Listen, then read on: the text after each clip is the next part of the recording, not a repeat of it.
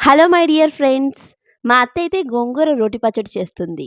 ఇప్పుడైతే ఎలాంటి పచ్చడి చేయాలన్నా మిక్సీలో 3 తిప్పులు తిప్పేస్తున్నారు కానీ, అప్పట్లో పచ్చడి చేయాలంటే రోలు, రోకలి అంటూ రఫాడించేసేవారు. చూసారా? రాతి రోలు, తిరగలి, సందికాయ, రుబ్బురోలు. మా అమ్మమ్మ, అత్త వాళ్ళు రోజు వీటికి పూజలు చేస్తారు. వీటి గురించి పెద్దగా ఇప్పుడు ఎవరికీ తెలీదనుకుంటాను. ఏంటో అండి, కాలం ముందుకు వెళ్ళే కొద్దీ టెక్నాలజీ పెరిగిపోతుంది. మనలో ఉన్న సత్తువ తగ్గిపోతుంది. మన పెద్దలైతే రాళ్ళు తిన్న అరిగించుకునేవారట. ఇప్పుడు మనకి 30 ఏళ్ళు రాబోతుకే కూర్చుంటే కాలు నొప్పి, నించుంటే నీరసం. దానికి తోడు బీపీ, షుగర్ అన్నీ చుట్టుముట్టేస్తున్నాయి.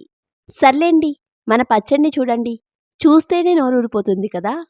చివర్లో ఈ రోట్లోనే వేడివేడి అన్నంలో కొంచెం నెయ్యి వేసుకుని ఈ గోంగూర పచ్చడితో తింటే ఉంటుందండి.